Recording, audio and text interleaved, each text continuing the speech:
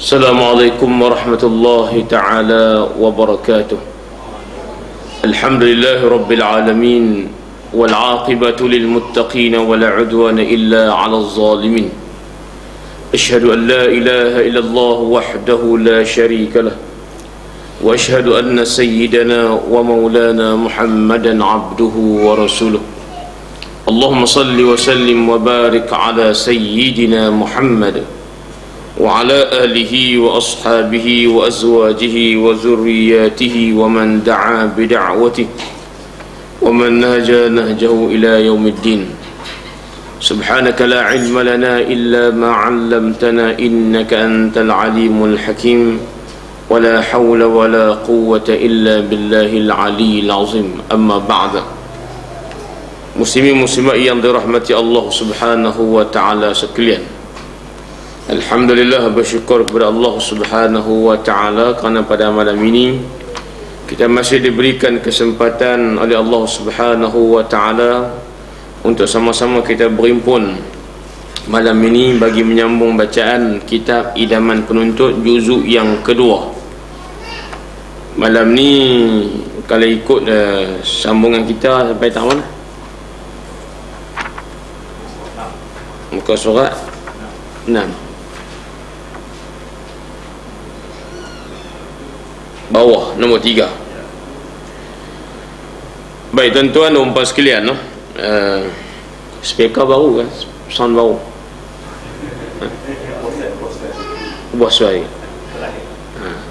Jadi dia bunyi sedap sikit, dia begong lain perasaan. Tuan-tuan, kalau di Mesir tu, kalau masjid kecil, masjid besar, yang dia paling fokus ialah sound system, PA system. Yang pentingnya dengar sebiji-sebiji, khasnya misal masa sembahyang tarawih.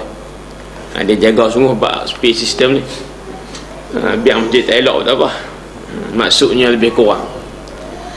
Baik, jadi insya-Allah malam ni kita sambung pada muka surat 6, iaitulah pada nombor 3.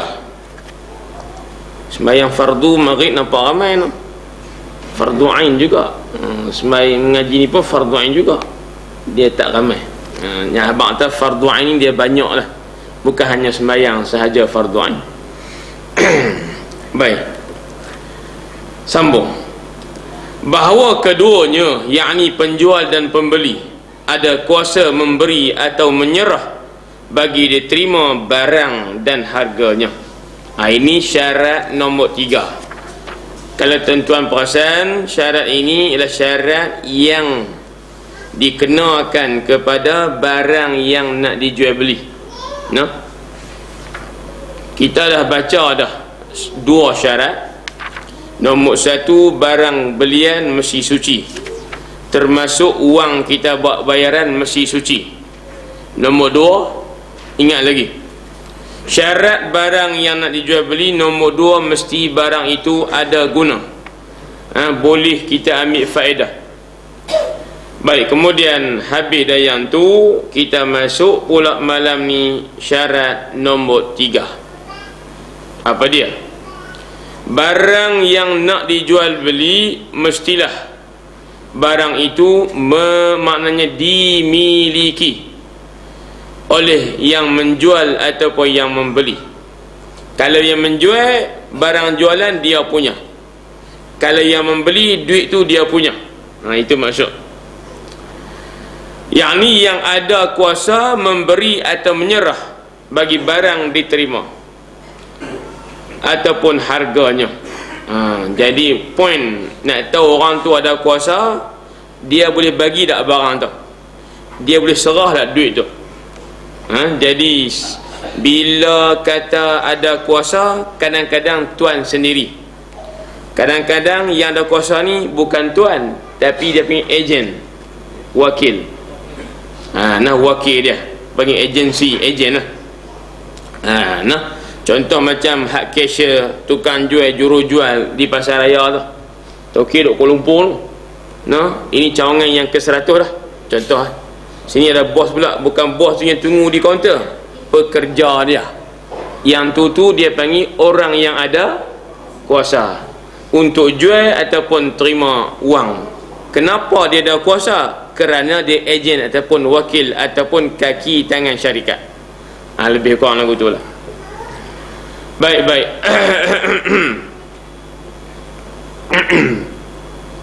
Dari itu tidak sah menjual sahaya atau binatang yang sudah lari atau yang sudah sesat. Ni tajuk dia. Baca balik. Bahawa keduanya, yakni penjual dan pembeli, ada kuasa memberi atau menyerah bagi terima barang atau harganya. Ambil sikit, no? Maknanya ialah apa tuan-tuan? Tambah, iaitu barang yang kita jual, barang yang memang kita boleh bagi kat orang beli. Duit yang kita nak bayar tu duit yang memang kita boleh bagi kat penjual. Walaupun duit kita, barang kita, tapi tak boleh bagi kat orang nombor dua, tak jadi juga. Boleh. Tengok.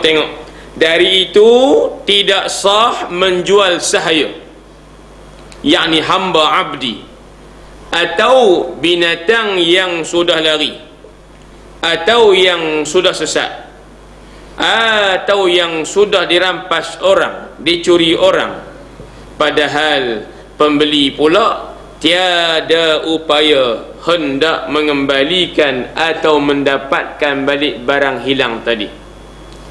Tetapi jika boleh dapat dengan tiada kena kos belanja, jawabnya sah balik jualan itu. Faham tak tu? Faham tak? Siapa nak bagi hurai? Apa maksud dia? Contoh yang tak sah ikut syarat ketiga. Jual barang kita, tapi barang tak ada dalam tangan. Contoh, dengar kata nak buat kekah. Ya, nak apa? Kaminkan lembu. Nak kamin 2 ekor.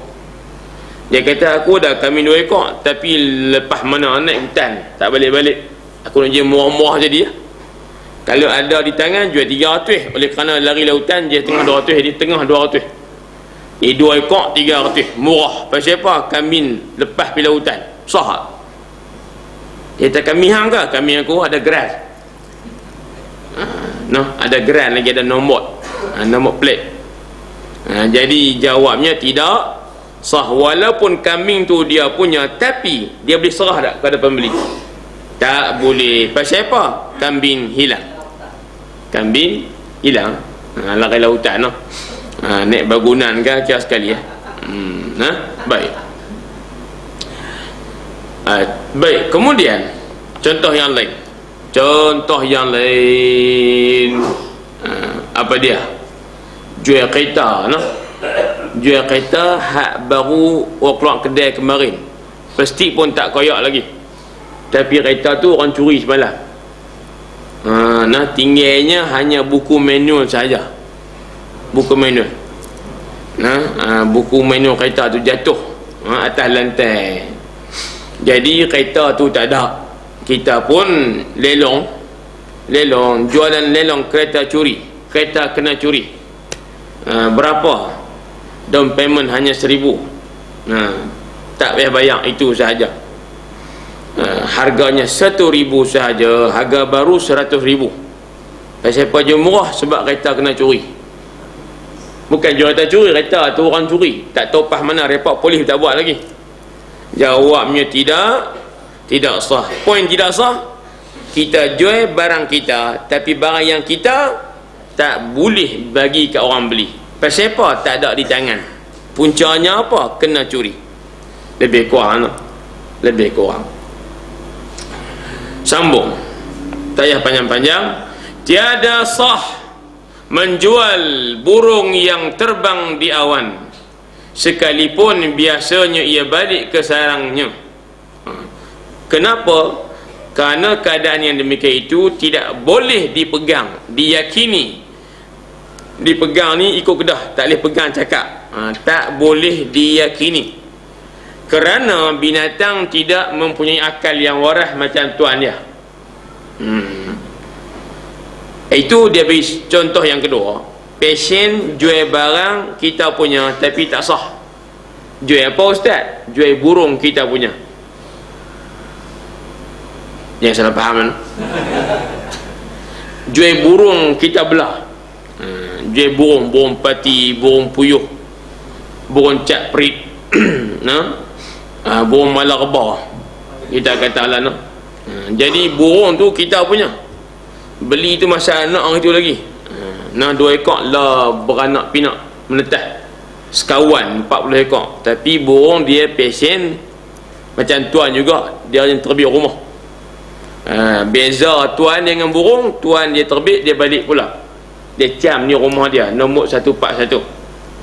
Tapi kalau burung, dia tak macam tuan dia, maka tuan dia boleh pija burung yang terbang di udara, burung dia punya.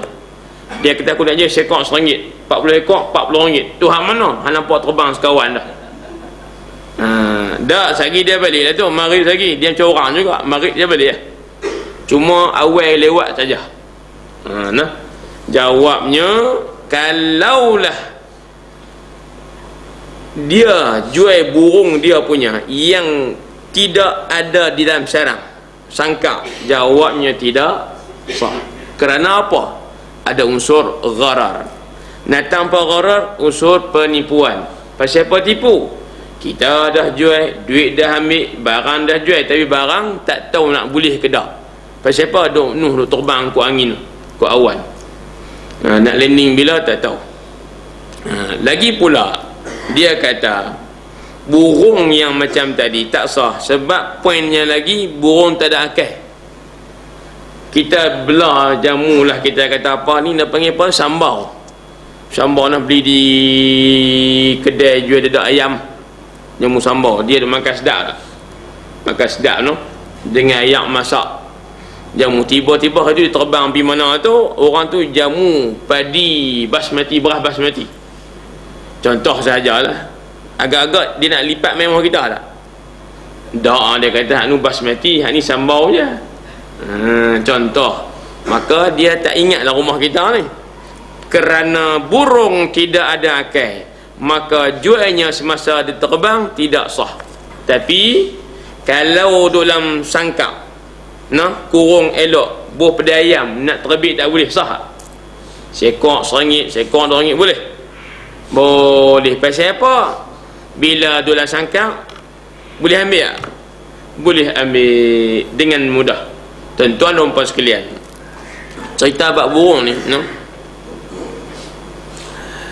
burung ni kaki dua, sayap pun dua, dia pesen boleh terbang.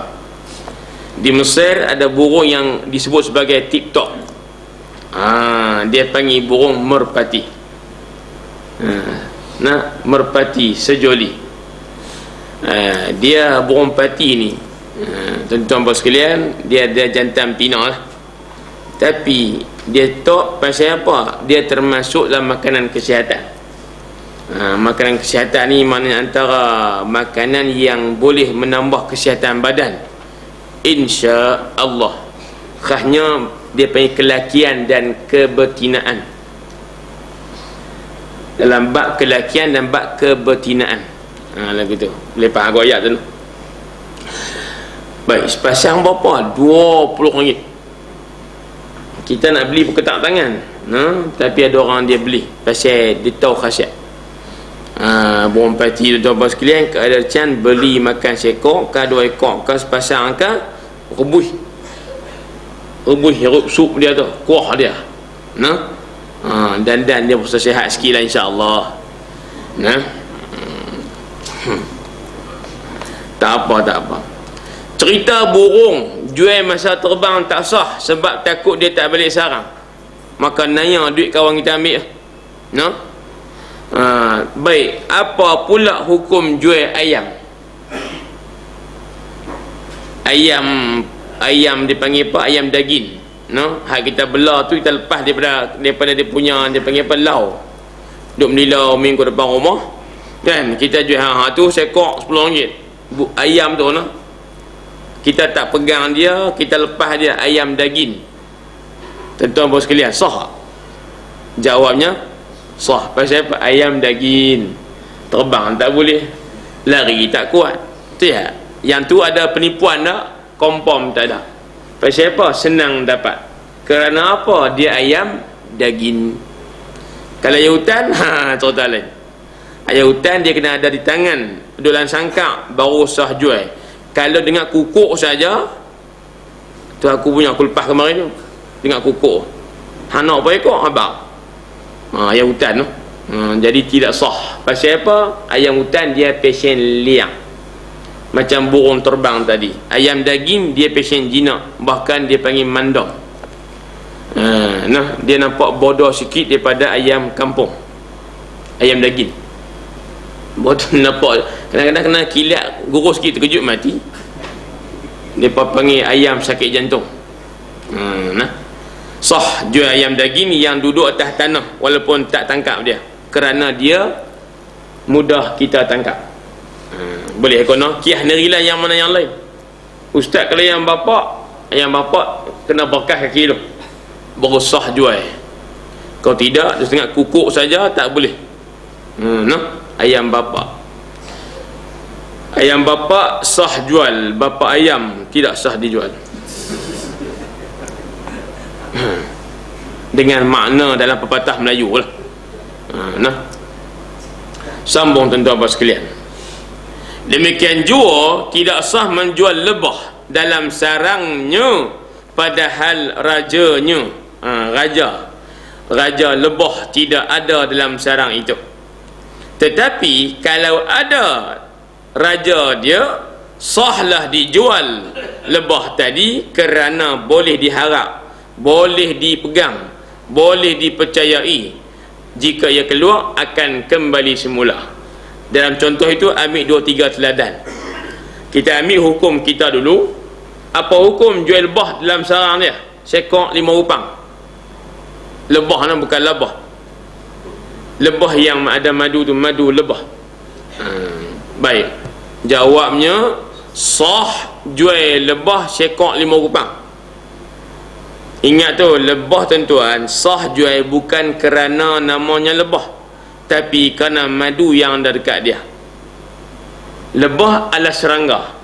Serangga ni macam patung, kumbang, tebuan, tidak sah sebab tak ada guna. Tapi oleh kerana madu tadi yang manis belecas, maka ibu madu tu pun dia panggil lebah, sah dijual.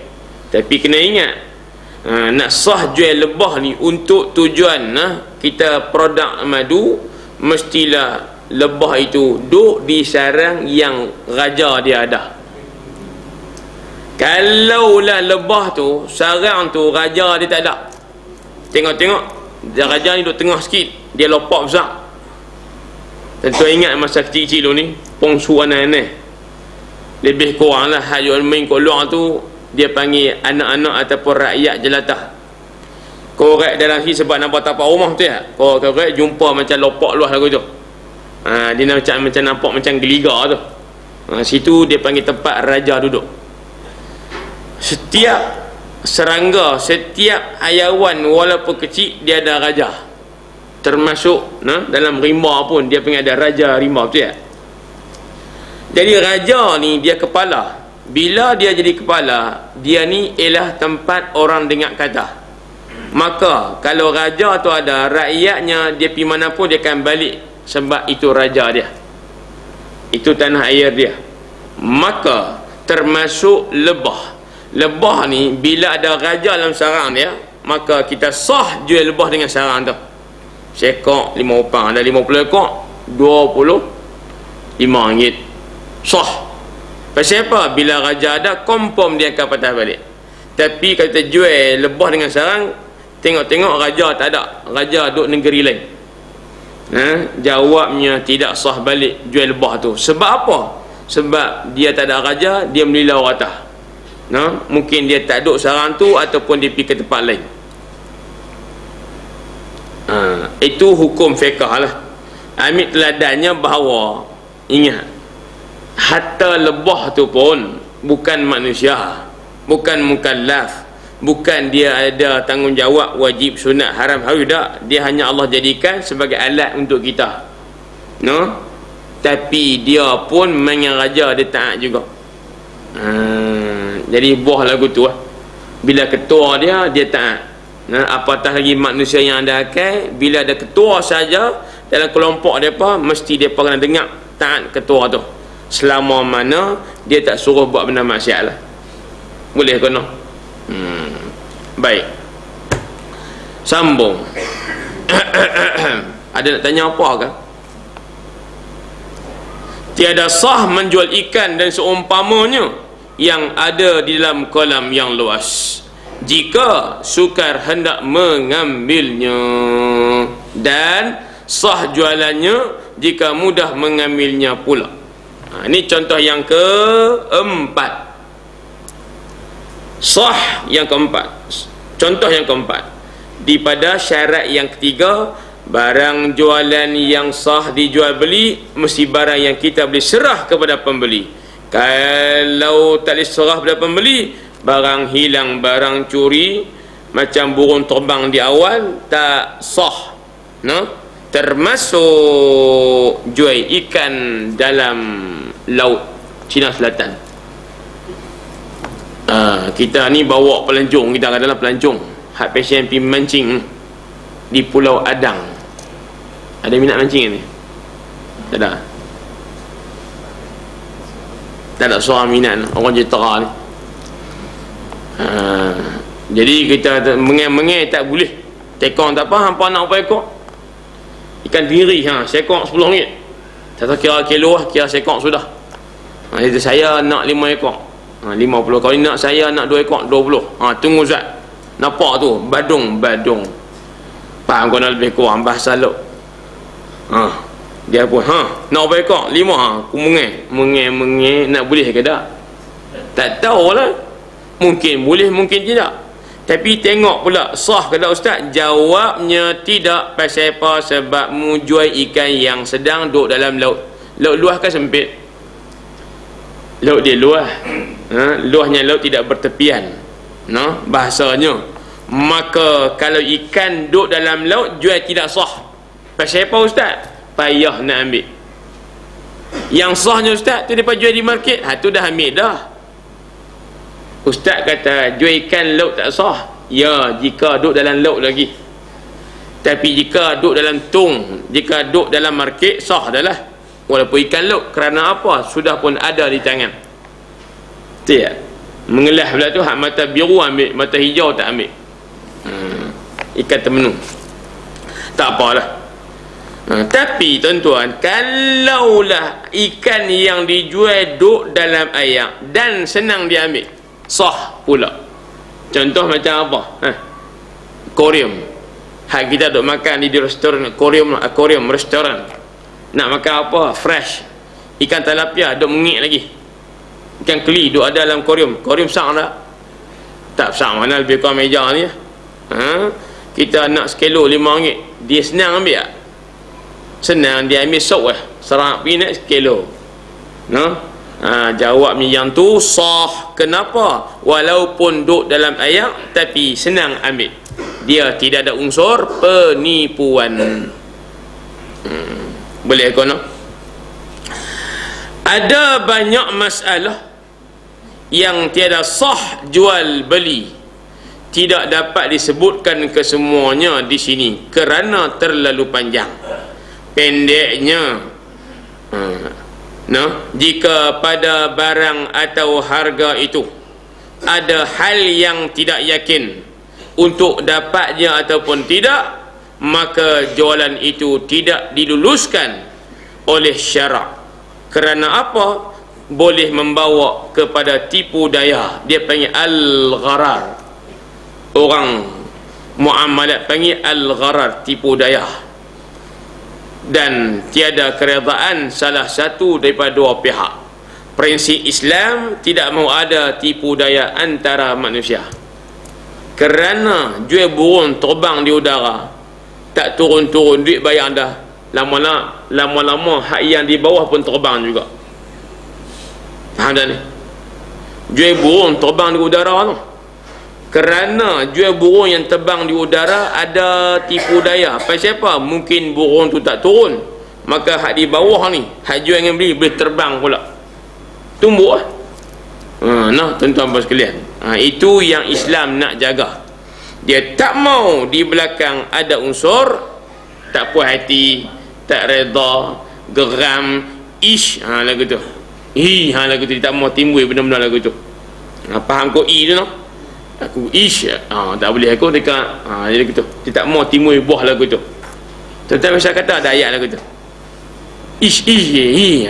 Kacing gigi biasa tak? Biasa dengan bini sahaja, dengan kawan dah.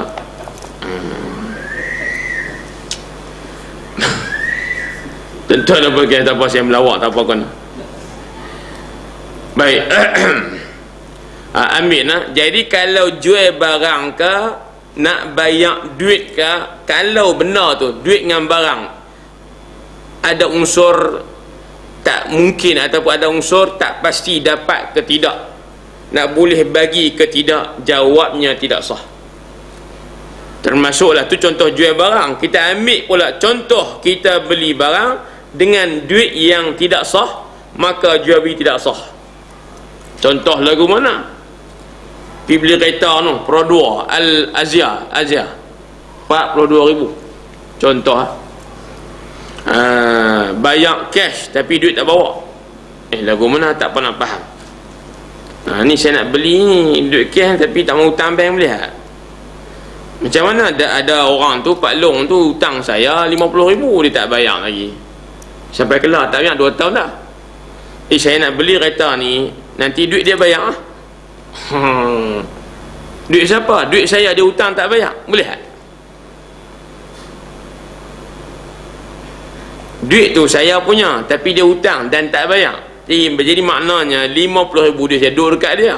Lah ni saya nak beli kereta dengan harga 42,000, dia akan bayar.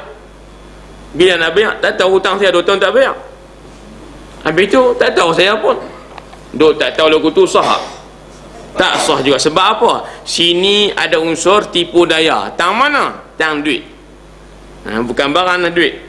Kita beli barang, barang ada depan, tapi duit pula tak ada depan. Duit duk belakang.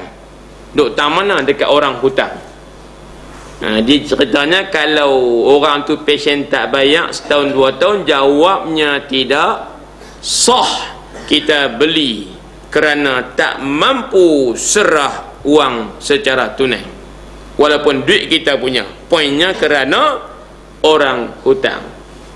Sama juga beli rumah, bayar bila? Nak bayar lepas pencen siapa?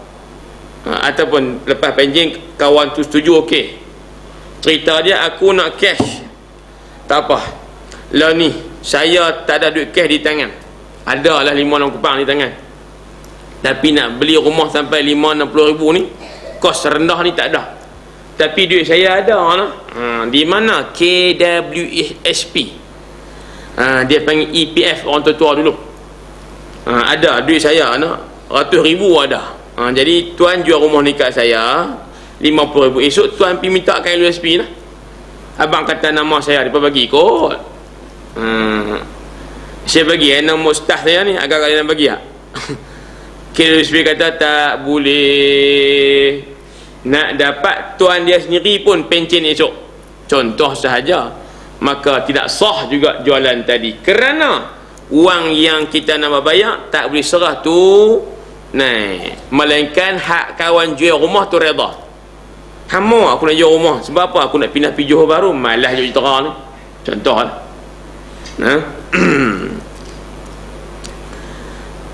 Jadi aku nak jual rumah murah-murah saja, aku tak ada duit ni, nak beli ke mana, tapi aku berhajat juga, sebab cadang nak pasang seorang gini, contoh. Jadi tak apalah. Jadi aku duit tak ada, hak simpan sikit-sikit ada, EPF dia kata, tapi lah tak boleh, umur baru 20 tahun lagi lah, baru boleh ambil, contoh saja. Tak apa. Jadi aku jual rumah ni kan hutang. Aku jualkan hutang, bayar bila ambil pencen esok 20 tahun lagi, aku sedia menunggu di Johor Bahru. Boleh tak? Boleh tak? Jual beli hutang boleh tak? Duit bayar 20 tahun lagi boleh? Boleh, sebab dia reda, hak dia. Boleh faham kono? lagu tu lebih kurang. Yang tu walaupun duit tak ada di tangan, beli hutang, tapi dia reda ambil 20 tahun lagi, jawabnya sah juga, sebab dia reda. Tuan-tuan dan puan sekalian, habis. Sambung syarat keempat. Barang atau benda yang diakad itu dimiliki oleh yang berakad dengan milik yang sempurna. Dari itu tidak sah jual sesuatu barang yang belum diqabad. Qaf ba dad. Qabad ni makna apa agak-agak? Yang belum diterima tunai ataupun belum ada dalam tangan. Pasal apa? Kerana barang hak kita beli lagi tak terima di tangan, dianggap milik tidak sempurna. Maka ingat, barang yang sah dijual ialah barang yang milik kita secara sempurna. Milik sempurna, ya milik yang sempurna, maknanya barang tu duduk dalam tangan kita dah. Kalau kita barang tu baru ada, duduk on the way, dalam apa? Lori tu, maknanya fast delivery sebagai contoh. Syarikat macam-macam. Jadi kita ni, tuan-tuan sekalian, beli satu barang di Kuala Lumpur, barang tu on the way, duk dalam perjalanan, pos laju, tiba-tiba barang hak beli tak berasa menyesal beli, berasa tak kenal sebab kenal hak lain pula. Maka boleh hak time tu kita pergi jual ke orang lain. Weh hama, aku jual barang murah-murah. Pasal apa? Aku beli tu silap, aku menyesal. Barang tu tak apa elok, lebih habak ke orang nak jual, habak tak apa elok, cerdik. Maknanya tak apa cerdik. Pasal apa? Tak apa, aku kurang barang tak apa elok, tapi aku nak jual kat hang, tapi kalau hang beli elok. Dia nak cover balik lepas tu. Dia nak tanya kau tu pasal apa dengan duk cover. Faham kau nak? Jadi bila dia jual barang yang dia beli dan dia tak tengok lagi, tak terima tunai tangan ni, macam tuan-tuan pegang beg plastik di pasar raya tu, belum terima tunai di tangan, maka sah. Aku dengar mereka kata sampai di Bukit Gantang atas lebuh raya, 2 jam ni sampai dah start. Aku nak jual barang tu, jawabnya tidak sah. Pasal apa? Kerana barang yang kita beli lagi tak terima di tangan, dianggap kita belum milik sempurna. Bila belum milik sempurna, tak sah jual. Pasal apa agak-agak? Jawabnya kerana barangkali ada tipu daya. Tak apa, aku beli barang tu, aku tak tengok tak apa, aku percayakan sebab serban besar. Contoh, aku percaya barang tu, aku percaya, kira aku jual, aku belilah. Walaupun hang tak tengok lagi, aku beri dulu, jawab tak sah kalau dia reda sekalipun. Tiba-tiba dah beli, dah bayar, kau tu cungik dengan duit kawan ni.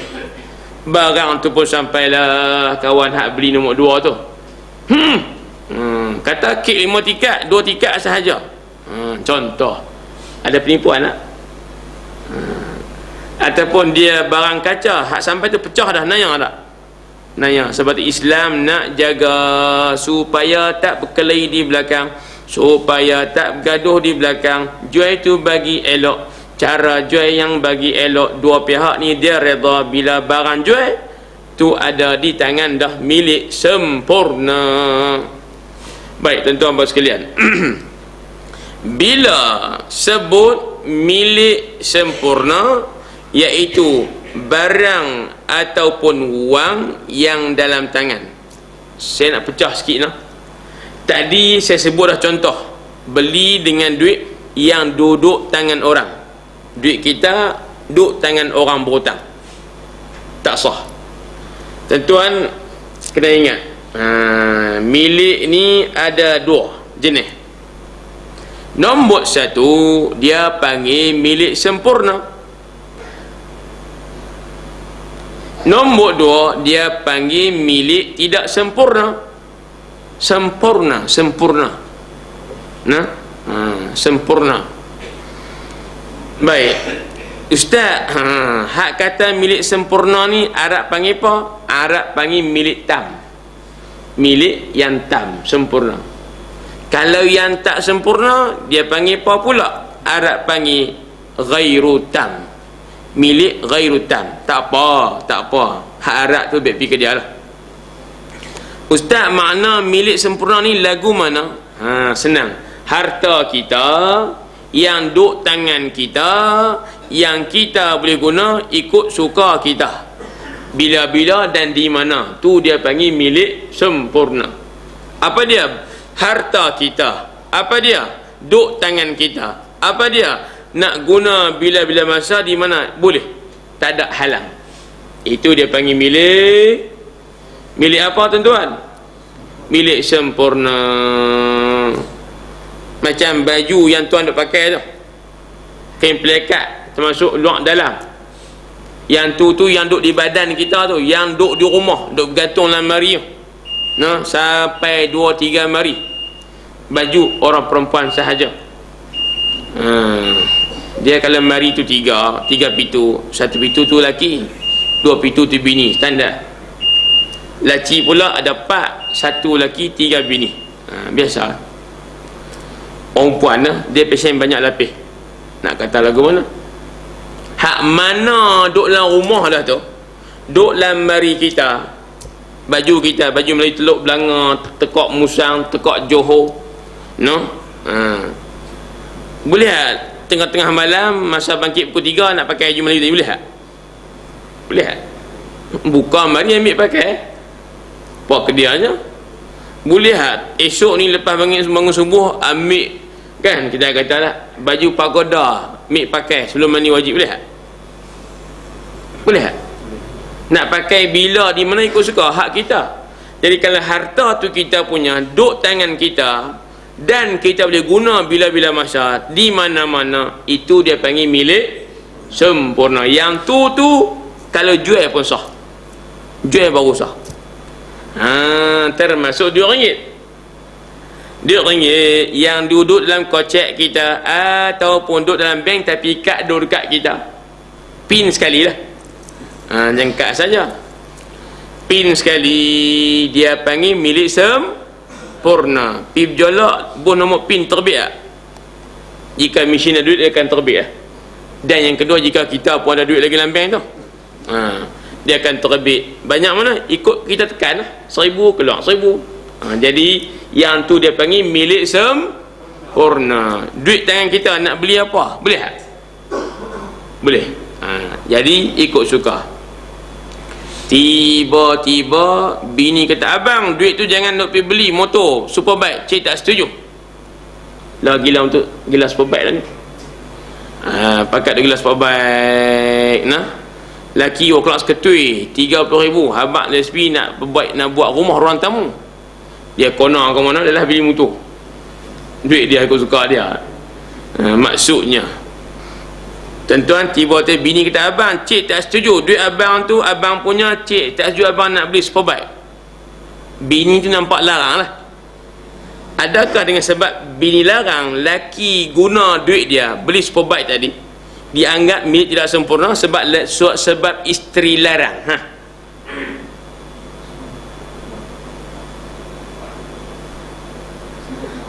Milik sempurna, duit kita nak guna bila-bila, ikut suka, nak buat apa ikut suka, tak ada orang boleh halang. Tiba-tiba dalam bab tadi, duit laki nak beli barang, bini tak berkenan, bini pun halang, kira milik sempurna tak? Duit tu nisbah laki tadi. Jawabnya sempurna. Sebab bila larang tu kerana superbike. Cuma abang beli mah kat larang tak? Duit tu juga. Jawab kata itu milik sempurna. Faham kan? Yang tak sempurna duit ni macam tadi tuan-tuan puan sekalian, duit kita duk di KWSP, tu tak sempurna. Kita punya duk tangan orang, nak guna tak boleh sebarang, kena isi borang dulu. Tu pun 30% sahaja.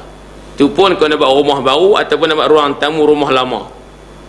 Nak buat pos kereta tak lepas. Tu nak buat dapur tak bagi, nak buat ruang tamu pun saja dia bagi keluar. kena renovate rumah lama. Ini undang-undang KWSP ya. Saya tak kerti sangat, tapi tuan-tuan boleh pergi rujuk lah. Maknanya duit KWSP milik tidak sempurna, kita punya tapi tak boleh guna ikut suka. Bimah ni saya nak ambil duit saya tekan tak boleh ikut. Duit di Pak Long, kami pun segan juga jaga duit Pak Long ni. Kami makan gaji duit tu juga. Tapi oleh kerana undang-undang lagu tu, sebab lagu ni Pak Long tu pasien boros. Hak gaji lah pun habis. Nak main minta KWSP, cuma tak ada KWSP bagi semua. Isu pencen nak makan apa kak? Cara Pak Long tu. Nah. Jadi tentuan KWSP satu program yang dia padanya ada kebaikan untuk rakyat terbanyak. Itu kita pun setuju. Boleh kata semua negara ada. Yang Malaysia saja cuma nama lain lah. Nah, tuan-tuan dan sekalian, itu untuk kebaikan rakyat. Di mana-mana negara pun ada simpanan hari tua.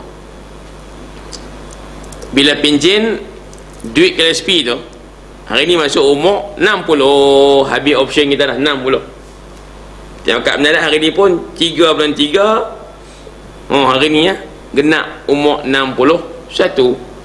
Pencen start kemarin lah, automatik auto.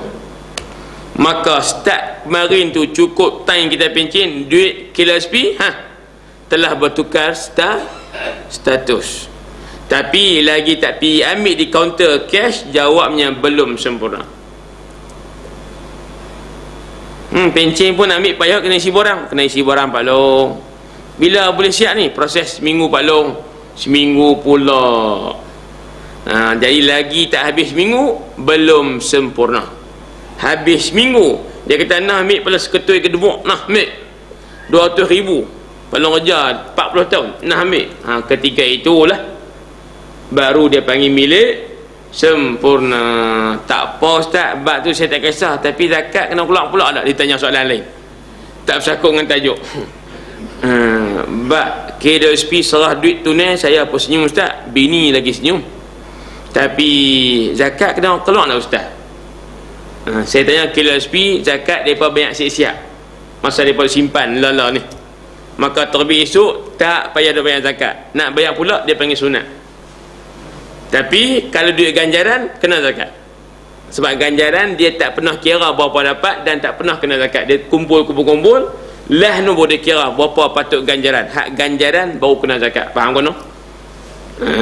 Baik, macam tabung haji lah, melabuk 20 tahun, tiba-tiba nak terbit seketui buak, tak kena zakat. Sebab duit tabung haji dia bayar zakat setiap tahun on behalf bagi pihak kita atas apa jumlah duit kita. Tuan-tuan dan puan sekalian, saya tengok yang YouTube, rupanya kelas saya yang panjang sekali tu. Kan dia pada buat rakaman duk upload tu, tengok saya lama ni sejam 14 minit 15 minit, mana 45 minit tu. Pasal itu rupa mereka nampak tak kata apa. Saya tengok juga daripada upload saja tengok hak kita sejam 10, sejam 14 minit. Lama no. Nah, angguk tahu kan ni juga. Tak apalah. Tak apa, mari kita peringkas sikit jadilah. Baik, kita baca perhabis yang tu tuan-tuan. Jadi ambil syarat nombor 4, barang yang nak dijual mesti barang yang dimiliki secara sempurna. Baik. Ambil perkataan qabad, qaf ba dad, itu asalnya makna pegang. Qabad maksudnya di sini sudah diterima, dipegang dan diambil alih. Demikian jua tidak sah jual fuduli. Ingat istilah ni sampai mati, namanya fuduli. Tuan-tuan, fuduli nampak macam tak biasa, tapi kalau sebut fadilat semua bisa dengar. Kelebihan fuduli ni mana orang yang berlebih-lebih, kita tak suruh dia memandai-mandai. Hang ni lebih-lebih sangat lagu tu fadilat yang lebih. Tapi kalau fuduli yang berlebih-lebih, lagu mana ni ustaz kaitan dengan tajuk kita. Orang fuduli ialah orang yang buat kerja orang tak suruh. Dia mandai-mandai. Dengar tu imam kata nak makan durian Eropah, duk sembang di masjid mara ni, dia sebut nak makan saja. Kita sekian esok pergi Kuala Lumpur, no, kalau di Selayang tu ada belakang mak nenek, ada belakang tu. Dia pergi Kuala Lumpur, pergi pasar Selayang, pasar Borong, pergi tengok ada durian Eropah. Dan teringat kata imam, tu imam teringin nak makan, aku nak beli untuk dia, bukan hadiah lah, aku beli nanti claim duit ke dia balik. Nak beli bagi pihak tu imam. Tu imam suruh tak? Tu imam suruh ke tak? Tu imam tak suruh. Tu imam abang kata lama tak makan durian Eropah ni, dia makan durian Asia je. Durian Eropah lama tak makan. Orang kampung panggil durian lupa tu. Orang kampung panggil durian lupa. Lupa sungguh, dia tak apa sedap, tak apa teringat luruh ke apa tak erti. Nah, luruh durian musangking. Demi hal tu. Hal tu panggil durian lupa tu. Punca namanya sebab orang tak berapa ingat. Sebab dia kurang sedap. Tapi sebetulnya nama durian Eropah, no. Lagu tu. Ustaz, pasal apa durian Eropah? Hak ni durian Melayu. Durian Melayu dia sebab dia duri dia panjang. Kerana Melayu ada keris. Ni saya bohong, saya bohong sungguh. Tapi tak apa, saya habaq lagu, senang lah habaq, saya bohong tak apa kono. Saya reka-reka lah. Tak apa, yang tu reka tak salah. Tapi tak sampai tahap video kata Nabi Adam turun menunjuk ayat tu, tak lah. Tak kata begitu. Ni kita reka sama-sama kita saja. Reka yang tidak memudaratkan apa-apa. Faham tak ni? Duk cerita buat duk cerita apa nama? Panjang tu tambah lah. Tak boleh. Dia cakap benda yang sejarah ke apa ke, secara Islam dia kena ada paling kurang hadis lah, paling kurang ijtihad ulama. Dia tidur reka hak tadi tak apa, dari Eropah tu tak apa, tang nama sahaja. Faham ke tak ni? Kena beza tuan-tuan lah. Reka dalam bab apa yang salah, reka apa yang tidak salah. Mereka contoh tidak mengapa, mereka reka untuk cari kenapakah namanya begitu asalnya pun tidak mengapa. Boleh? Tak apa. Jadi jadi kita pun pergi beli. Tu imam tak suruh pun kita beli durian Eropah. Bila kita jumpa dia habaq sedap makan, kita pergi Kuala Lumpur nampak ada durian tu, kita pun pergi beli. Bila kita pergi beli, bukan untuk kita, aku ni nak beli untuk tu imam, nanti tu imam akan bayar bila aku balik. Dia pergi niat lagu tu. Ni saya beli dengan harga sebanyak, tapi bukan saya no. Saya ni beli untuk tu imam ni. Tapi tu duit tak apa saya bayar, nanti saya claim tu imam. Tu imam pesan tak? Dia tak pesan, saja beli pergi. Lah ni hang belilah hadiah ke dia. Dah aku tak ada duit. Tu imam kaya. Jadi aku beli duit aku dulu, nanti aku balik claim ke dia. Tu imam tak suruh pun. Orang tu dipanggil fudu. Ingat istilahnya nama apa? Fuduli. Fudul makna lebih. Fudul ni maknanya buat kerja orang tak suruh, mandai-mandai, buat kerja bagi pihak orang tapi orang tu tak suruh dia pun. Sah ke tak? Baca. Demikian jua tidak sah jual fuduli, iaitu jualan barang orang yang penjual itu bukan wakil. Ini kalau yang menjual. Kalau yang membeli contoh tadi ya, weh hanak aku jual murah ni, apa dia, kasut sepasang RM5. Lagi time main mari tunggu tu depan pintu masjid aku jual, tang orang mayang lah, murah, lepas mayang mahal balik. Dia ambil kasut imam tu sepasang saja pun jual RM5. Boleh tak? Tak mau tak boleh lah. Yang kedua nak kait dengan tajuk kita, kenapa bila dia jual barang yang orang tak wakil dia jual pun dia pandai-pandai, tidak sah. Dia panggil fuduli. Pasal apa tak sah, tuan-tuan puan sekalian? Sila bagi jawapan kenapa tidak sah. Kenapa orang yang memandai-mandai jual barang orang yang tak wakilkan dia jual pun tidak sah? Kenapa? Kerana ada unsur gharar. Kan? Pasal apa? Bukan barang dia punya, dia jual barang orang punya. Baik, bila saya tanya baik, untuk kukuhkan maklumat ni, apa hukum menjual barang orang punya, sah ataupun tidak? Sila jawab. Setakat faham tuan-tuan Lala ni. Jangan jawab lagu tu. Abang kata ada dua keadaan. Pertama, jual barang orang sah bila dia adalah ejen kawan tu. Ya, saya tanya umum tadi kan. Dan yang kedua, tidak sah jualan kerana menjual barang orang yang dia bukan wakil kawan tu, bukan ejen dia. No? Itu maksud lebih kurang. Baik. Dan bukan wali kepada tuan barang kerana bukan miliknya, tu yang poin tidak sah, sekalipun diluluskan oleh tuannya selepas itu. Tulis sikit, selepas itu. Masa dia jual, kawan tu tak suruh pun, jual kan. Dapat duit, tu imam macam mana kasut Jepun ku, lepas wirid lah, mana kasut Jepun ku, saya jual lah, berapa ringgit? 5 ringgit. Tak apa, hamba guna dah, aku setuju. Tak sah walaupun dia setuju lepas tu, kerana ambil kira hukum masa jual tadi, bukan lepas tu. Nampak dah ni? Tuan-tuan dan puan sekalian, sambung.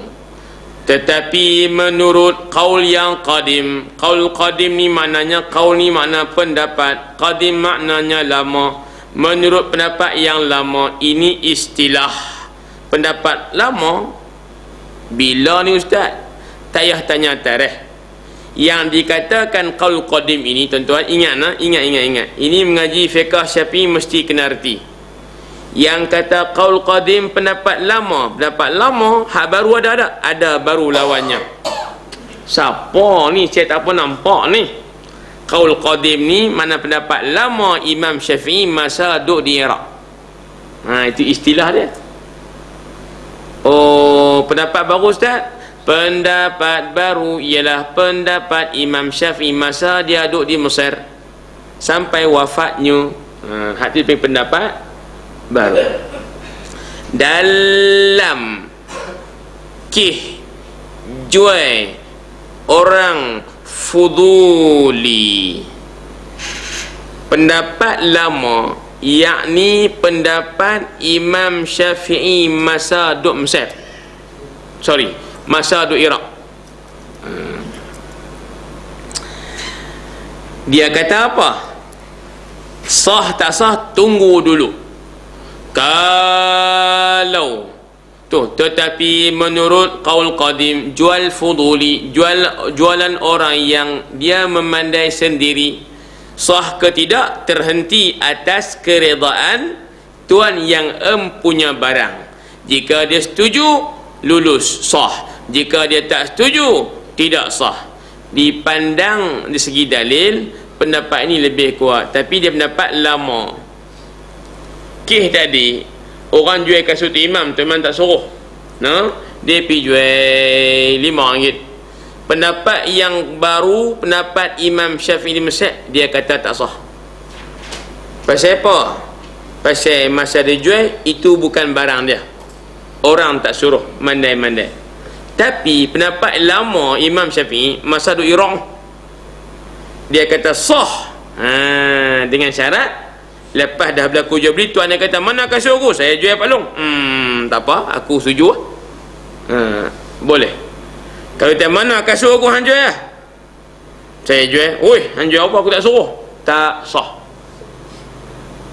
Jadi saya pun tanya balik, apa hukum jualan orang yang fuduli, jual barang orang yang orang tak suruh dia jual, sah ke tidak?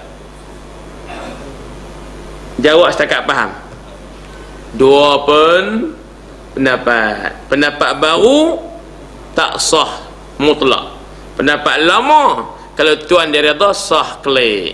Kalau tuan dia tak reda, tetap tidak sah. Imam Syafi'i biasa kata masa duduk di Mesir, aku tak halal kamu meriwayatkan pendapat lama aku di Iraq. Tentu kena ingat lah, satu kitab fiqah daripada bab ibadat sampai bab jenayah, setiap hukum, setiap salah hukum berbeza antara Imam Syafi'i duduk di Iraq dengan di Mesir. Pindah tempat saja dia ada ijtihad baru, hukum berubah. Yang tak berubah pada 17 masalah sahaja. 17 masalah saja Imam Syafi'i di Mesir dia kata hukum ni tak berubah, sama dengan Iraq juga. Tapi lain daripada 17 isu itu, semua telah bertukar hukum. Maka dia kata, aku tak halal kamu meriwayatkan pendapat lama aku di Iraq bila aku duduk di Mesir lah ni, kerana bertukar ijtihad. Faham tak tu? Dalam dia pesan-pesan lagu tu pun, nampak ni contoh, dalam dia pesan lagu tu aku ni bila aku duduk Mesir, aku habaq fatwa aku di Iraq tak terpakai lah, kira ben tak terpakai sebab ijtihad baru lebih kuat. Pun lagu tu memang ulama Syafi'i berasa dalam bab jual fuduli ni pendapat lama lebih kuat. Nampak? Siapa pula piduk kata pendapat lama Imam Syafi'i lebih kuat? Ulama Syafi'i. Banyak kisah tuan-tuan sekalian, banyak kisah sangat. Jika seorang menjual harta mewarisnya seperti harta bapaknya, disangkanya masih hidup, tiba-tiba nyata sudah mati, nescaya sah jualannya itu. Ni rumah pak kita punya, pak dia hidup pergi jual sahak ni, bisa nak geran. Sebab apa? Kalah main judi. Jual kepada ahlung. Dia ahlung pun mana geran, dia nama bapa awak, pak saya punya, macam saya punya lah. Lagu tu pak dia hidup lagi sah tak sah, sebab itu harta bapaknya pula, walaupun dia anak tunggal. Walaupun dia anak tunggal ni, aku nampak kang ahlung, walaupun pak aku ada lagi, tahu aku nak tunggal ni, aku nak tunggal jantan pula, panggu jantan. Esok kalau pak aku mati, tak tahulah bila aku tak doa lah, kalau dia mati bila-bila, rumah tu kompom lah aku, tahu tak? Kok mana pun aku punya juga lah nanti, tak kira lah. Esok pak mati 10 tahun lagi, pak mati belikan rumah tu, tapi lagi dia hidup, tak boleh, tu hak dia. Itu maksud. Ingat anak ke cucu ke ni, kalau kita mati kita ada habuan harta dia. Kalau kita mati, kalau dia matilah kalau kita mati dia dapat habuan. Jadi kalau dia mati kita dapat habuan sikit, kita ni dipanggil waris. Tapi oleh kerana dia, tuan-tuan sekalian, kan, jual contoh kereta pak dia pergi mengaji luar negara 4 tahun. Tahun ni tahun keempat nak balik dah lah, tapi tiket tak ada sebab duit habis. Maka dia pun teringat nak jual kereta pak dia. Dia pun tak kontak lama pak dia, kan, sebulan lah. Lepas tu Facebook duk menyala lagi, duk naik kalah hijau lagi lah, dia panggil Facebook menyala. Pak dia ada lagi, nampak gaya ni. Tapi dia pun jual kereta antik pak tu kepada peminat old school ni. Jadi dia pun jual, masuk gamak dalam motor trader ke apa, lebih kurang tu lah. Jual laku RM20,000, bayar online, dia pun jual. Tiba-tiba bila kawan tu, dia tak apa, hampir ambil kunci kat pak aku lah. Aku jual kereta dah bagi pak aku tak suruh pun, tapi aku jual dulu, nanti hampir ambil kunci kereta dekat dia dia petang-petang ada di rumah. Hampir lepas pukul 5.30 dia ada. Kawan ni pun semangat dia pipi bagi salam. Tiba-tiba yang jawab perempuan, jawab soalan, jawab halus palung ada dan teriak, Hak yang jawab sana dia dah teriak, Pak Long ada tak saya jumpa? Dia dah teriak, pasal apa? Pak Long pun mati seminggu, dia kata. Oh, Pak Long tu mati seminggu, tuan kereta tu lah. Pak budak tadi ada di London tu. Faham ke tak? Maka sah jualan tadi. Dia anak tunggal. Jawabnya, sepatutnya dia jual tu tak sah sebab pak dia masih hidup. Rupanya time dia jual tu dengan minit, dengan jam, dengan saat, dengan tarikh, pak dia dah mati time tu. Kata tu memang dia punya lah, cuma dia tak tahu kata pak dia mati. Betul punya anak. Sah tak? Sah. Pasal apa sah? Sebab dia telah menjual kereta dia punya. Nah, Ustaz dia betul, takkan tak ada orang ni? Tak ada. Mak dia seorang, dia anak tunggal. Pak menekan tak ada, tok menekan tak ada siapa dah. Hak waris dia seorang tak aja. Confirm kereta tu dia punya. Maka dia masa jual dia ingat pak dia hidup lagi, tak sah. Rupanya pak dia mati seminggu lah.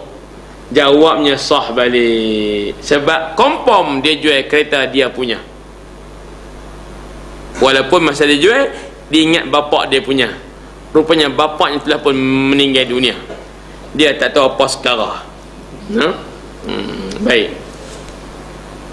Tapi apa Facebook menyala lagi? Apa dia? Rupanya mak dia buka akaun pak. Lagu tu. Duk cek rahsia-rahsia lama. Tak apa aku nak, saya bawa lah. Baik, saya rasa cukup setakat tu, sejam lebih pula. Nak pergi kurang dah sejam. Nak pergi macam orang ramai lah, takut berlain payah pula. Tak apa nak. Baik, saya rasa habislah 2 syarat malam ni. InsyaAllah ta'ala bulan depan kita sambung syarat nombor 5, iaitu syarat haklah sekali. Syarat yang mesti ada pada barang dijual ataupun wang yang nak dibuat bayar, mesti ada syarat kelima. Bulan hadapan dan masuk tajuk baru, cara-cara melihat. Cara-cara melihat. Bukan menikah saja sunat tengok bakal isteri, tengok sunat tengok bakal suami. Nak beli pun, nak jual pun sunat menengok dahulu. Ada ketikanya wajib melihat. Ada ketikanya wajib melihat. Tuan-tuan dan puan-puan sekalian, wallahu subhanahu wa ta'ala a'la wa a'lam bis-shawab. Sila kalau ada seminit 2 tambahan soalan, sila tuan. Sila. Fuduli.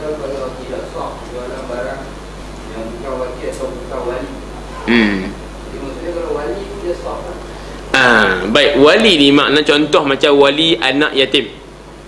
Wali ni penjaga lah. Baik. Kalau si mati, dia wasiat atau dia pesan lah, aku ni kalau aku mati esok, ni harta aku. Dia pun bini tak ada lah, ni contoh ni. Biasanya lagu tu lah. Bini tak ada, ni kalau aku mati esok, ni harta aku jumlah sekian-sekian, ni nama anak-anak aku 40 orang contoh. Banyaknya tak apa orang pun, anak tak kisahlah. Bila kawan ni mati, automatik kawan yang dilantik tu menjadi wali, penjaga anak yatim. Penjaga anak yatim, tanggungjawab kewajipannya mengurus antaranya harta anak yatim. Bila urus, dia sekupang pun tak boleh makan, melainkan dia guna harta yatim untuk kepentingan anak yatim juga. Contoh, anak yatim ni pergi sekolah. Pergi sekolah tak? Kena pergi sekolah. Sekolah 10 km.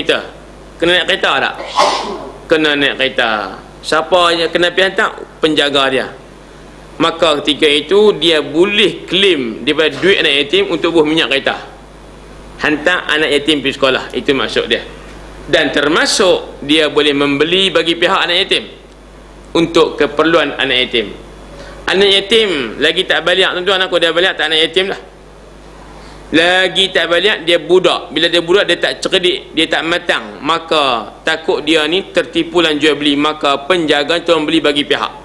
beli baju duit anak yatim? Boleh tak? Boleh tak? Sebab memang diamanahkan, dia jaga. Bila dia penjaga anak yatim, dia diibarat macam apa? Pemegang amanah harta itu, dia saja yang berkuasa, orang lain tak ada. Kalau bukan wali, tak boleh. Wali sini mana apa pun jaga anak yatim, dia berhak menggunakan harta anak yatim untuk kepentingan anak yatim sahaja. Dia kata, payah ustaz budak tu nak pergi hantar sekolah, dia seorang pergi mengaji, saya ni nak pergi hantar tiap hari tanpa minyak tak apa ustaz. Saya rasa nak tengok sepoin besar sikit lah. Ada dah ring 15, payah pergi hantar budak ni. Nak pergi hantar dia juga, tapi nak ring 18, ring 20. Habis tu nak kena ambil duit anak yatim tu lah. Sebab tukar sepoin kereta saya, cuma nak pergi hantar dia pergi sekolah. Sangkut dah agak-agak? Tak sangkut. Itu bukan keperluan anak yatim. Betul tak? Itu mengambil kesempatan dan salah guna. Boleh ke no? Saya pergi beli baju sekolah dia ni, back to school ni. Jadi kita pergi bawa duit anak yatim untuk beli anak yatim punya keperluan sekolah. Oleh kerana saya bawa anak saya beli sekali dengan anak saya duit anak yatim juga. Sebab apa? Budak ni dia tak pergi sekolah kalau anak saya tak pergi.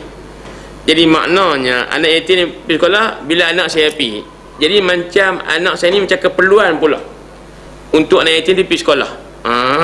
Lagu tu. Jadi saya pun terpaksa beli baju sekolah dengan duit anak yatim untuk anak saya juga. Maksudnya lebih kurang aku tu tak boleh. Itu bukan keperluan, bukan kepentingan maslahat anak yatim. Haram perbuatan itu. Faham kan? Baik. Tuan-tuan esok ni kalau gamak kata takut tak ada orang nak jaga, tak apalah, wasiat saya pun tak apa. Kok-kok lah buat wasiat. Tu imam ke apa ke boleh belakang lah. Baik, ada lagi soalan? Sila tuan. Muslimat dah? Tak ada no?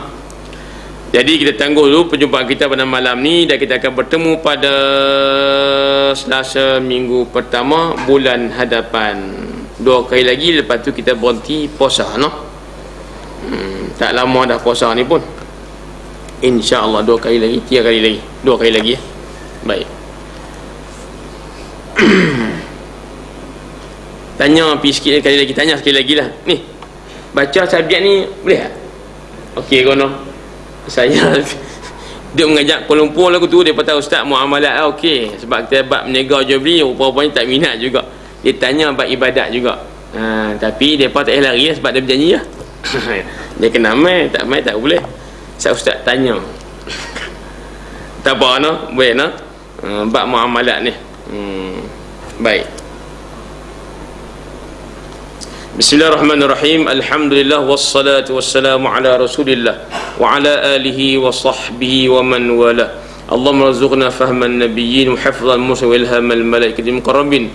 Rabbana atina fid dunya hasanah wa fil akhirati hasanah wa qina adzabannar. Alhamdulillah bil alamin.